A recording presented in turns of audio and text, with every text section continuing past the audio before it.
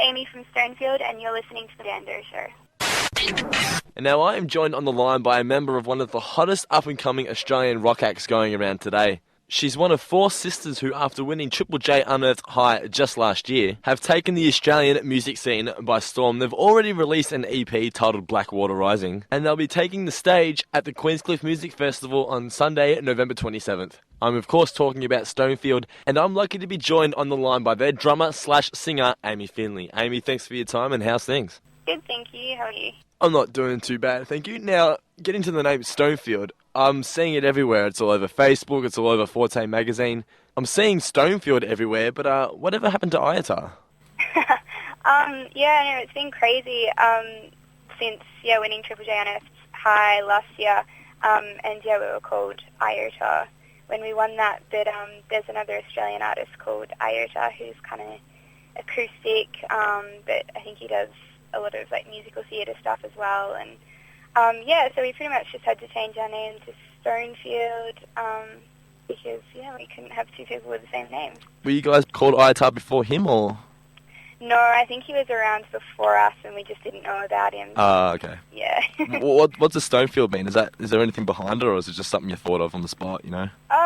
I guess there's kind of a little bit of something behind it. It's basically just because we live on a farm, and when we first moved up there, it was just a block of land and there was rocks everywhere, and Dad built our house out of those stones, so Stonefield. Yeah. I first heard you do single Blackwater Rising. I was just driving down the highway and I heard it on the radio, and I thought, like, holy shit, this song's really, really catchy. So I looked it up on iTunes and I was like, so that's who Stonefield is. And like, I'm a big fan of 70s style rock myself, and it's obvious you guys are heavily influenced by that. Is that something your parents introduced you to, or did you guys just find it yourselves? No, our parents definitely introduced us to that. They listen to a lot of music, but mostly 70s rock, and we just pretty much grew up listening to music in the household all our lives. So that kind of just, I know, felt like the right kind of music to be influenced by. It's kind of what came out and feels natural to us. So yeah. I want you to be serious for a second now. Don't lie. All right. Now, 4 sisters. You're up on stage, rocking out, shredding guitars, Zeppelin covers, the lot. It's pretty much every indie boy's dream. Yeah, be honest, you guys must be flocked with male groupies, yeah? Well, Sarah definitely is. Yeah. The keyboard player. But yeah, I guess. I don't know about swamps, but yeah, we have some interest from boys, I guess. Do you guys ever fight over them or what? No. Who's the grumpiest on tour? Well, Sarah gets a little bit temperamental at times.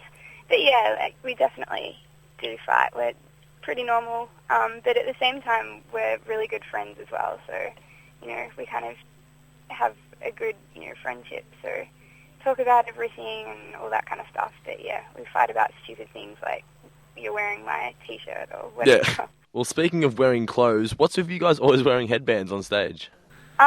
We just like them, and also Hannah and Sarah like to wear them because they keep their hair out of their face when they're trying to, concentrate on playing the right notes. So you don't think we could see you guys coming out on stage wearing sombreros one day? Well, I'm not going to say no because, never say never, but... All right, guys, you heard it here first. Stonefield are coming out at the Queenscliff Music Festival wearing sombreros.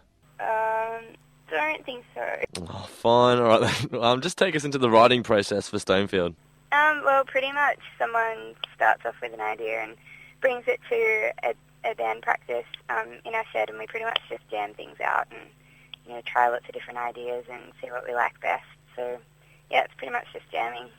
You guys have risen to fame so quickly. I mean, you only won Triple J Unearthed High just last year. It's all very exciting and fresh. Everyone's starting to recognise who you are. You're getting noticed in the street. It's all good now. How long do you think you're going to be suffering from the stress that is being constantly in the public eye?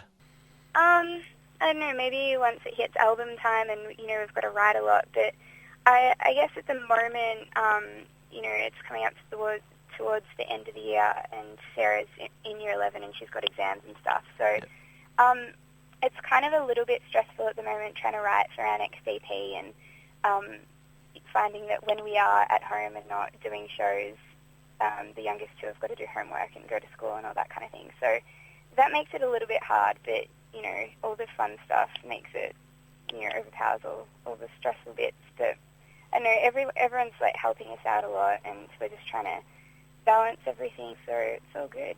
Is it hard to balance going to see your friends and family between going on tour?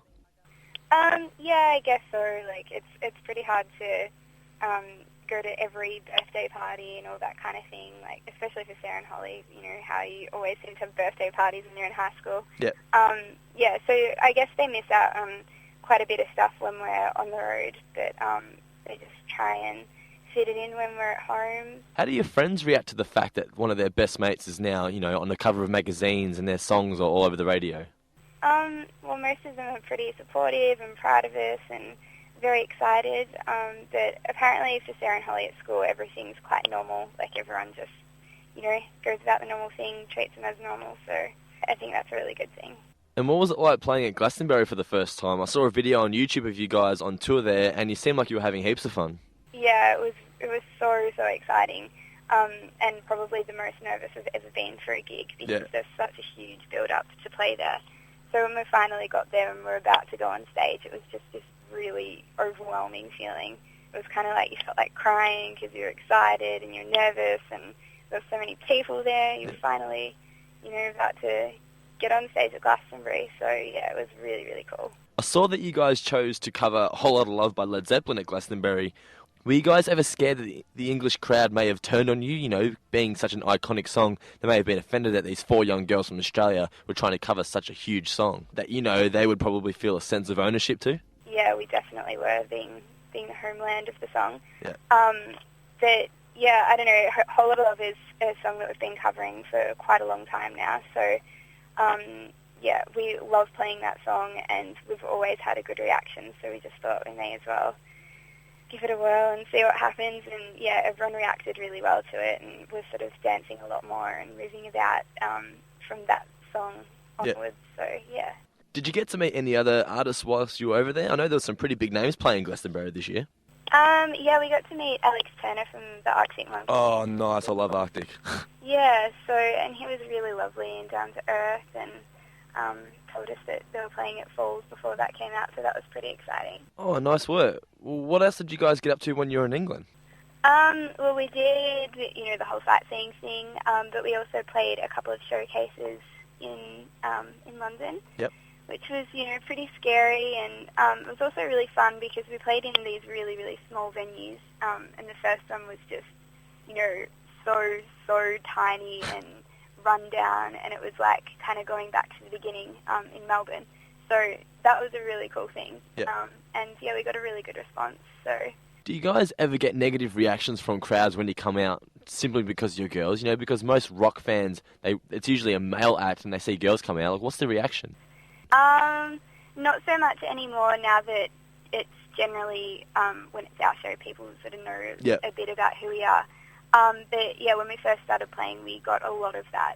Pretty much every time we walked into a venue, we'd get looked down upon, and it kind of sucked, and it was like we had to prove ourselves before we earned their respect. So yeah, it's not really too much like that anymore. There's the occasional thing, but yeah, at a gig the other night, it was pretty funny. There's some T-shirts being thrown on stage. Oh, really? It's pretty funny. What, from girls or guys? Oh, from guys. Oh, okay. Damn. So yeah, it's a bit different now. Okay, what's it like having your younger sister Holly in the group? Is it hard because she's only 13? How does that affect where you guys can play?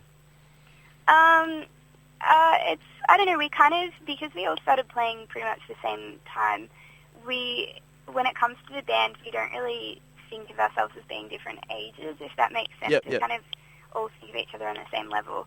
And yeah, when it comes to playing venues, usually it's all pretty cool, everyone's all good about it, and then there's just some times where we might have to stay in a dressing room or whatever until we play, and then, you know, leave the venue as soon as we can. So I've read that your mum's always on the road with you because of that reason. Is that? Yeah. Yeah. Do you sometimes wish your mum wasn't there so you could maybe, you know, live the rock star lifestyle a little bit, get up to some mischief? I guess sometimes, because I'm 21, so, you know, it'd be nice to not have mum, you know, rushing over and fixing up my shirt or whatever. But, you know, we all get that we have to have a parent there. So, you know, it's all good, and she helps out with selling merch and all that kind of thing. And when we're playing gigs, unless we don't have anything on the next day, you know, we pretty much just want to go to bed and rest up for the next day for whatever's up next. So, you know, it's not too bad at all. Do you think your mum is going to want to hang around even after Holly's turned 18? Yes, I definitely think she will. And how are you going to break it to her that she's not welcome? Oh, I'm just going to have to sit her down, and a really nice way of saying it, I think. Yeah. Well, there you go. If you'd like to know more about the girls in Stonefield, go to facebook.com/StonefieldBand. They're playing at the Queenscliff Music Festival on November 27th, and make sure you get onto iTunes and download their 2 new tracks, Walk Me Through the Clover and Blackwater Rising. Once again, Amy, thanks for your time, and good luck with the rest of the year. No worries. Thank you very much. Catch you later. Bye-bye. Bye.